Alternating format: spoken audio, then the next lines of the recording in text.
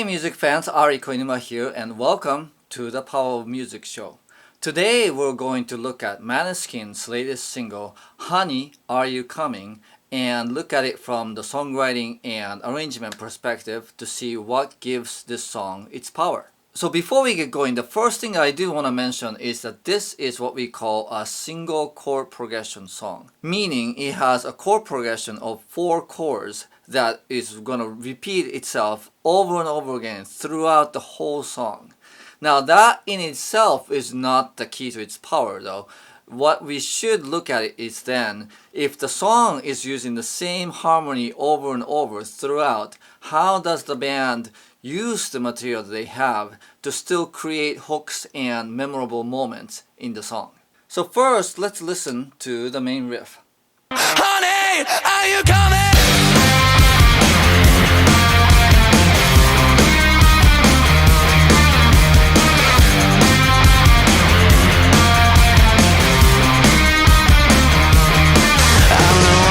Downtown, baby. So that riff is a great example of how you can take a chord progression and then create a melodic interest and hook around it. I don't know how they write their songs, but this is the sort of thing that I would do if I was given a chord progression saying, make something out of it. So the first 3 chords have the same descending pattern with the same rhythmic figure as well. And that creates a sense of hook and cohesion. It goes like this.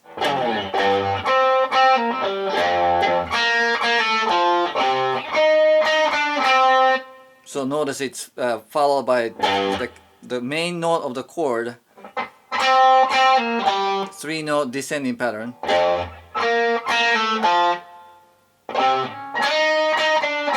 And then it comes the variation like that. And the reason why this riff really works is that it achieves this perfect balance of melody, rhythm, and hook, right? Hook is a funny thing is that if something is too busy or too complicated, it doesn't come across as hooky, or you don't remember the notes, you remember the shape of, it goes up and down, that kind of thing, right? Whereas if there are too few notes, it becomes harder to sort of remember it from the melodic perspective. So you have to rely on the rhythmic pattern and things like that.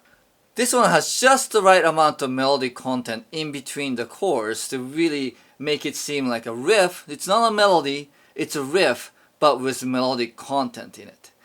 And that's really important because if there's too much melody, it will fight with the main melody, the vocal melody, when it's played during the main choruses. And this song is interesting because to me, actually the chorus isn't super strong as a melody.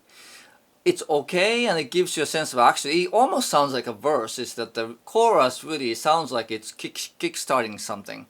And then it's this melodic riff that is being sort of played simultaneously as the vocal melody that creates the sense of richness and going, oh yeah, there's a lot of hook going on in this chorus, and then gives you the sense that yeah, this is the main focal part of the song.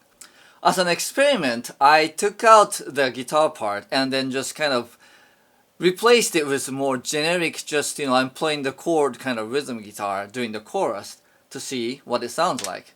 It kind of goes like this. We can't deny it.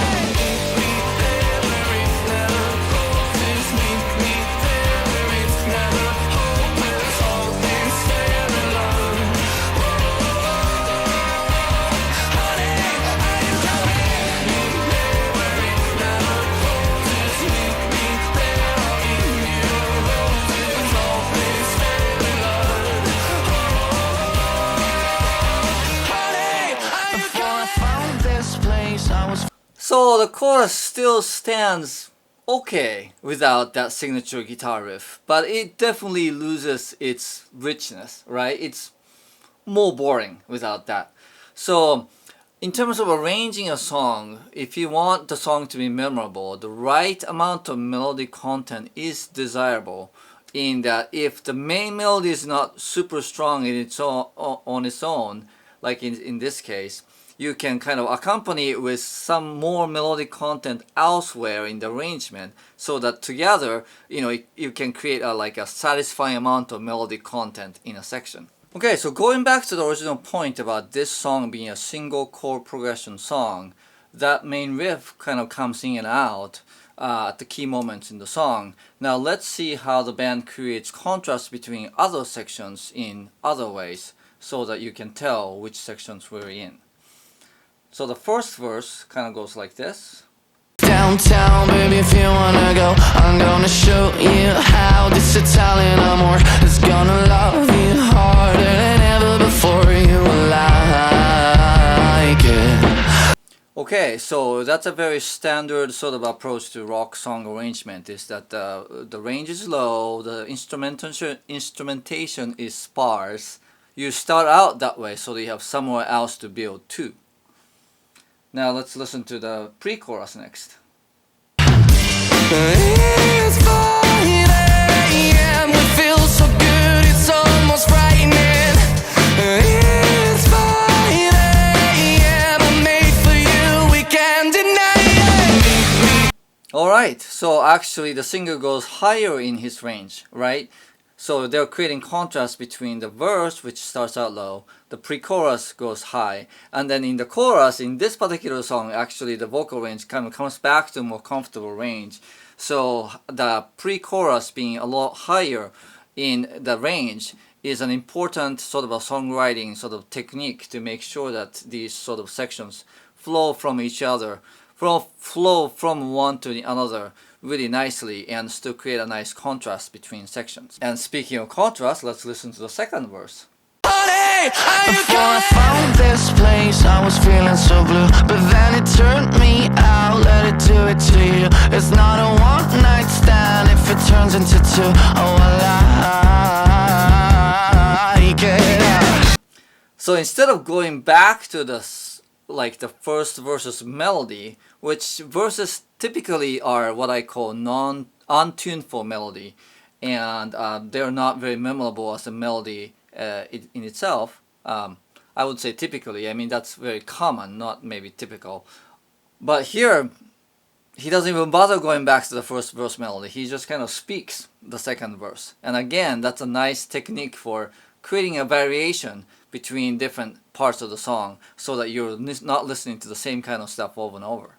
So another point I want to make in terms of creating variation is that we heard the first verse and the first pre-chorus, and now we heard the second verse. Now let's listen to the second pre-chorus here.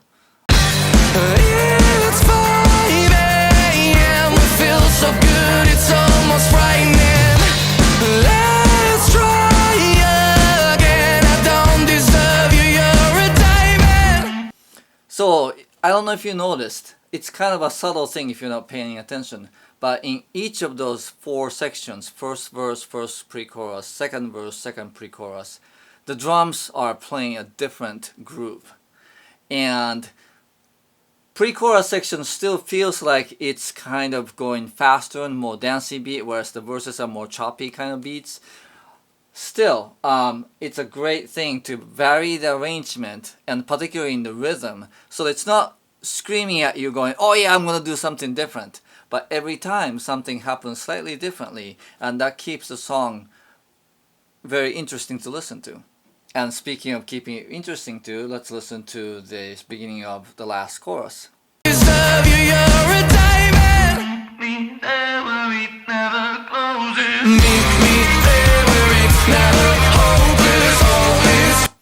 Stop and go and spare to full is a classic contrast or dramatic effect in arranging a song, and Måneskin does that at the beginning of this song, and then it comes back at the beginning of this last chorus.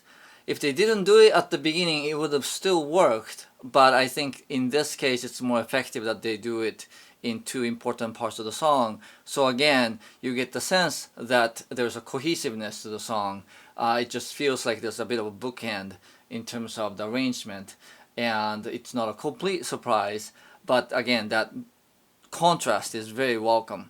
So considering that it's a single chord progression song, you wouldn't even notice it listening to this song because the band does such a good job making the most out of the material they have and making subtle and not so subtle variations between them so that you can still tell verse, pre-chorus, chorus, and one section flows to another, and especially when the chorus arrives, there is a sense of arrival. And this sort of thing is a missed opportunity I often hear in other rock bands, even really well-established ones, where they might do like second verse same as first kind of thing, except for the words, right?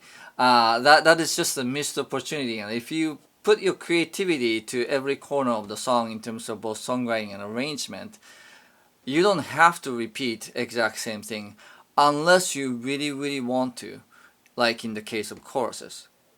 Alright, that's all I have for you today. Thanks again for watching. I hope the next time you listen to this song, you get more enjoyment out of your listening experience. With the Power of Music show, I am exploring the secrets behind what gives music its power. So if you enjoyed this video, please like and subscribe. It will really help me a lot in keeping going with this series. Thanks again. I'll see you next time.